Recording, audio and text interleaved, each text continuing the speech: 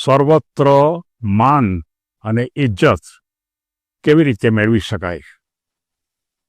મિત્રો, આપણને ખબર છે કે આ દુનિયાની અંદર દરેક જગ્યાએ આપણને માન મળે અથવા સન્માન મળે, એની પાછળનું સૌથી અગત્યનું પાસું કયું? અને આ વાત માટે આપણને ખબર છે કે એક કોલેજના અધ્યાપક સમયાંતરે મોટિવેશન ઉપરના લેક્ચરો લેતા, અને એક વખત એમણે બધા વિદ્યાર્થીને પૂછ્યું કે આ દુનિયામાં બધી જગ્યાએ સન્માન મળે અથવા ઇજ્જત મળે, એને માટે શું કરવું જોઈએ? ત્યારે જુદા જુદા વિદ્યાર્થીએ એમ કીધું કે કોઈએ એમ કીધું કે ભાઈ કોઈને આપણે ઉપયોગી થવું જોઈએ, બીજાએ કોઈએ એમ કીધું કે આપણે બીજાને કંઈ ને કંઈ સંદર્ભની અંદર મદદ કરવી જોઈએ, ત્રીજાએ એમ કીધું કે આપણે કોઈને પુસ્તકો આપવા જોઈએ, એને જરૂરિયાતવાળી વસ્તુ આપવી જોઈએ, ચોથાએ એમ કીધું કે આપણે પરોપકાર કરવો જોઈએ તો બધા આપણને કરે, પાંચમાએ એમ કીધું કે આપણે ગમે તે રીતે બીજાની સાથે જોડાતા રહીએ અને બીજા જે નિષ્ણાંત માણસો છે એ કહેતા રહીએ, એ રીતે કરીએ તો આપણને સન્માન મળે.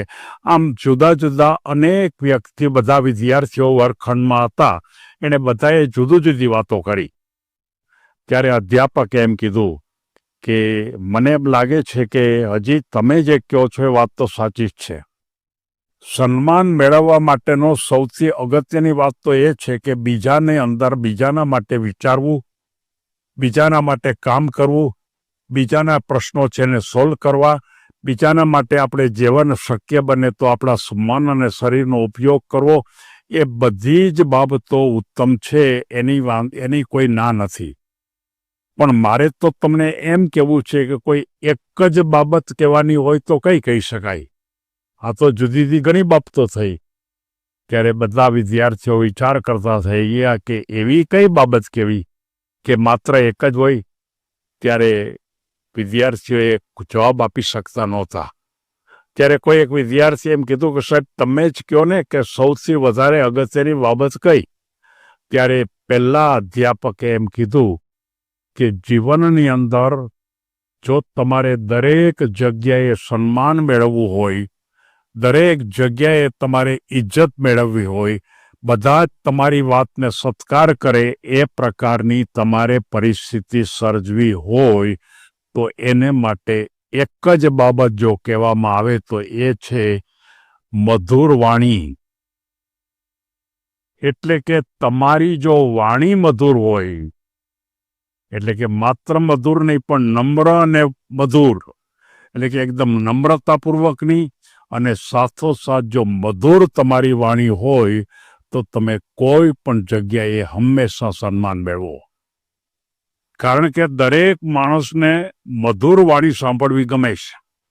કર્કશ વાણી, કટાક્ષ ભરેલી વાણી, કોઈને ઉતારી પડતી વાણી, કોઈને તકલીફમાં મૂકતી વાણી, અથવા તો કોઈને કોઈ રીતે એના અપમાન થતું હોય એ પ્રકારની વાણી કોઈ પણ માણસને ગમતી નથી.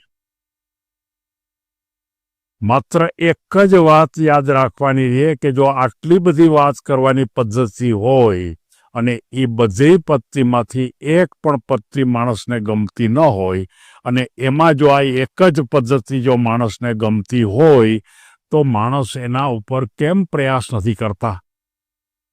મારે તમને એમ કહેવું છે કે તમે એક જ બાબત ઉપર પ્રયત્ન કરો, તમારી વાણીને નમ્ર બનાવો, તમારી વાણીને મધુર બનાવો. બસ એ બે તમે કરો એટલે આપોઆપ તમે દરેક જગ્યાએ સન્માન પ્રાપ્ત કરી શકો. કોઈ પણ પ્રકારના સમાજના તમે કાર્ય કરતા હો તો પણ તમે સમાજમાં પણ સન્માન પ્રાપ્ત કરી શકો, અને આ રીતે થઈ શકે. ત્યારે એક વિદ્યાર્થીએ એમ કીધું કે તો પછી મધુર વાણી માટે શું કરવું? ત્યારે અધ્યાપકે એમ કીધું કે મધુર વાણી માટે સૌથી પહેલા તમારે 2-3 બાબતો ખાસ ધ્યાન રાખવી પડે. સૌથી પહેલા એકદમ ઉત્તમ, શ્રેષ્ઠ અને બધાને ગમે એવા શબ્દો ભંડોળ વધારો.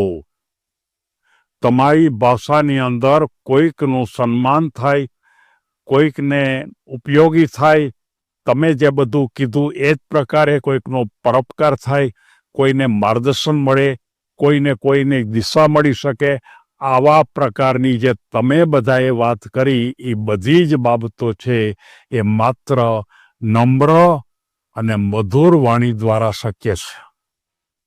અને જો તમે આજથી જ એવું નક્કી કરો કે હું કોઈ પણ જગ્યાએ બોલીશ ત્યારે મારી ભાષા નમ્રતા ભરેલી હશે, હું કોઈ પણ જગ્યાએ બોલીશ ત્યારે મારી ભાષા માત્ર ને માત્ર મધુર હશે.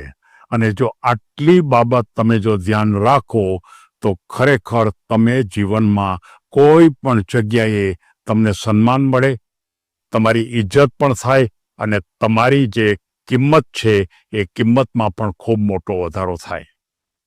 હું ફરી એકવાર કહું, માત્ર શબ્દો નહીં, પછી તમે વાક્યો પણ સારા બોલો, પછી તમે સામા માણસનું જે સારી બાબતો છે એ ગોતતા શીખો.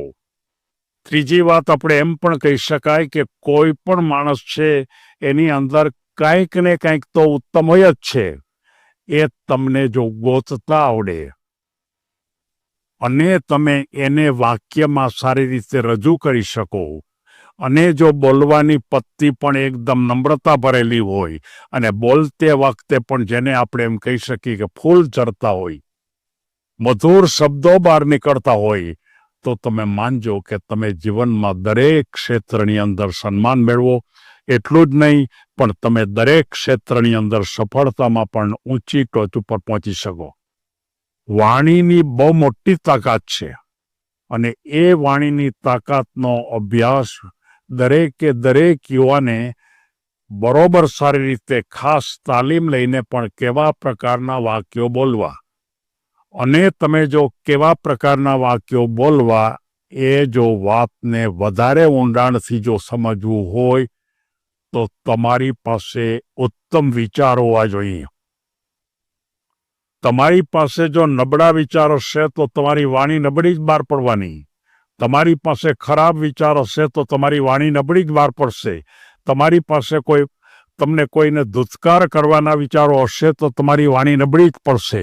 અને આ અનુસંધાનની અંદર આપણને ખબર છે કે આપણો ગુસ્સો, આપણો અહંકાર, આપણે કોઈને માનો કે ઉતારી પાડવાની ભૂમિકા અને આપણા ખરાબ શબ્દો એ સામા માણસને દુઃખ આપે છે. સામો માણસ તકલીફમાં મુકાય છે અને એ બીજી વખત આપણી સાથે વાત કરવા પણ તૈયાર હોતો નથી.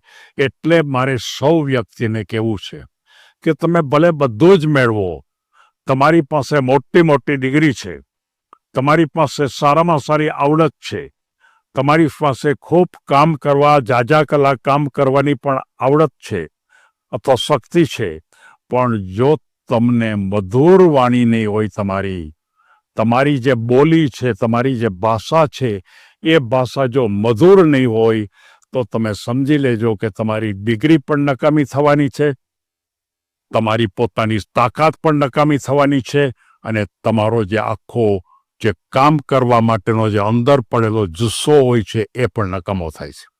ફરી એકવાર યુવાનો, બધા કોલેજમાં ભણતા વિદ્યાર્થીઓને ફરી એકવાર કહેવું છે કે તમે આજથી તમારા જીવનની અંદર એકદમ નમ્ર અને મધુર વાણીનો ઉપયોગ કરવાની તાલીમ લો, શરૂઆત કરો. એનો અર્થ શું? 3 બાબતો છે. સારું વાંચો, સારું સાંભળો અને ઉત્તમ પ્રકારના વિચારો કરો. અને જો આ તમે 3 બાબતો ધ્યાન રાખશો તો આપોઆપ તમારી વાણી પણ મધુર થઈ જશે અને બીજા લોકો તમને સન્માન પ્રાપ્ત થઈ જશે. સૌને ધન્યવાદ.